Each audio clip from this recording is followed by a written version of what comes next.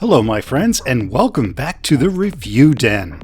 And today we are doing a fun little follow-up to my Skyforce Anniversary review.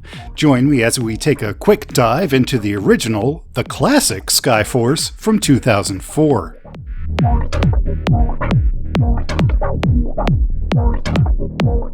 One of the unfortunate facts of mobile gaming, besides it being mobile gaming, I'm kidding, even I had Angry Birds at one point, is it tends to be poorly preserved prior to iOS and the App Store.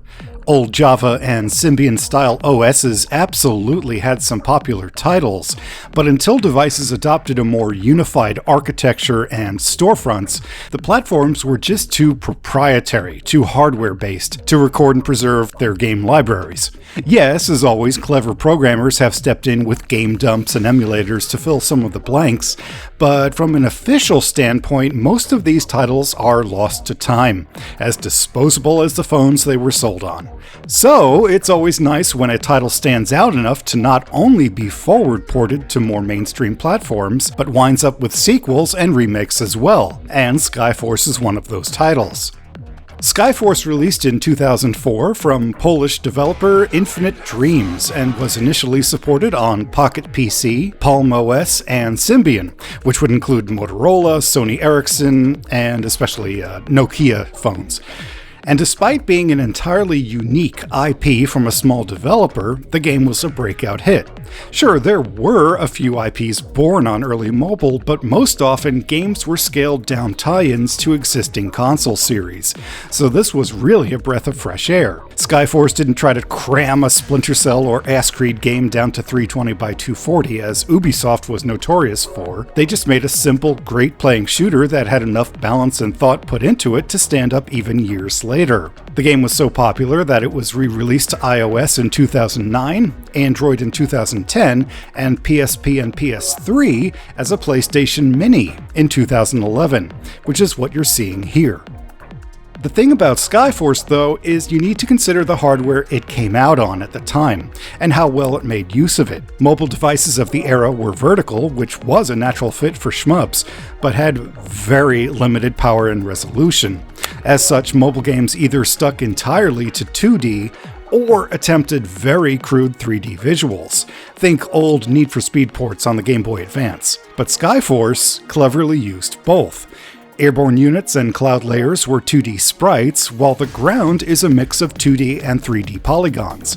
It's a smart way to keep the frame rate up while still popping from the screen. Every time you pass a lighthouse, mountain, or military hangar, you get a nice sense of depth. The sprite artwork, on the other hand, is really colorful, and units stand out from the background, which is important on a screen having to deal with sunlight and glare. Enemy shots are mostly visible even when things are hectic, and some of the larger bosses really fill the screen while still giving you room to maneuver. Audio is pretty clever here too.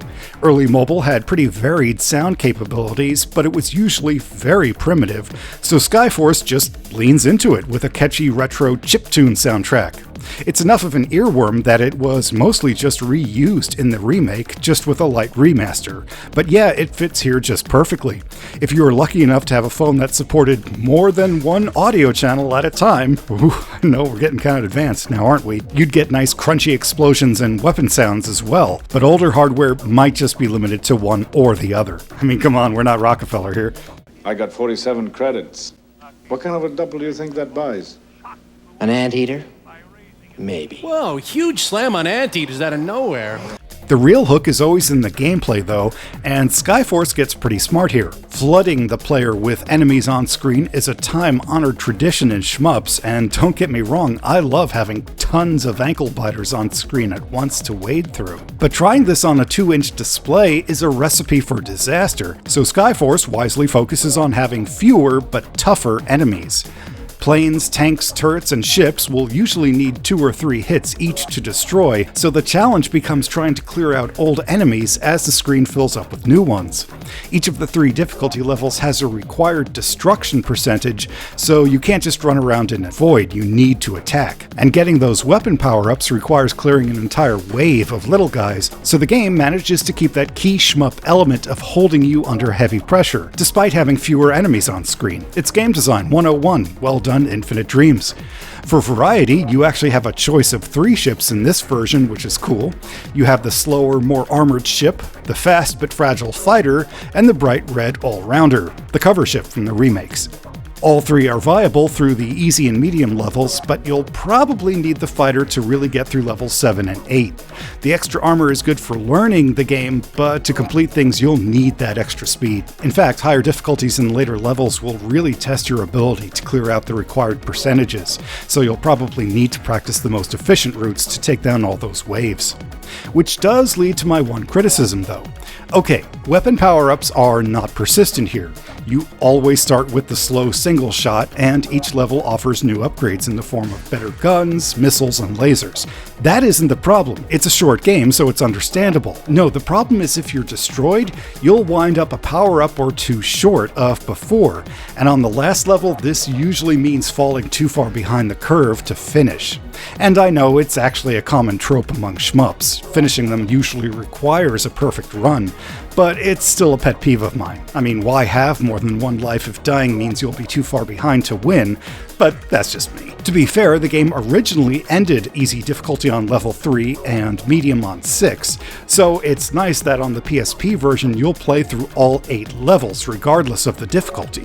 And it's only on level 8 where you need to be perfect, so there is that. But man, having to take out 2 bosses at once while on a timer, yeah, that one's tough.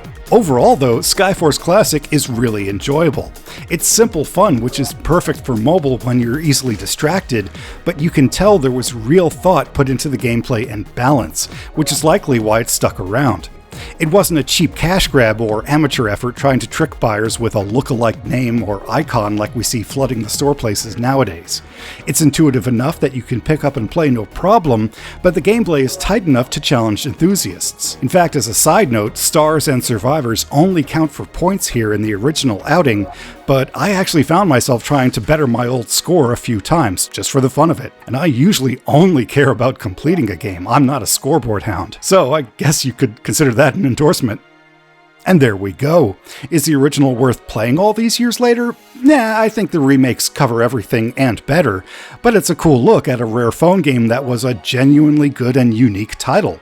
It wasn't a tie-in, it stood on its own feet and inspired a sequel and remakes. And coming from a guy who doesn't as a rule get excited over shmups, I'd love to see more Skyforce one day. Thank you all so much for watching. I hope you enjoyed this little look back into non-console gaming, and if you'd like to help a small channel grow, would you be my next subscriber? Thanks again, I'll see you with another review soon, and in the meantime, be sure to keep going, even when things are tough, because you are worth it.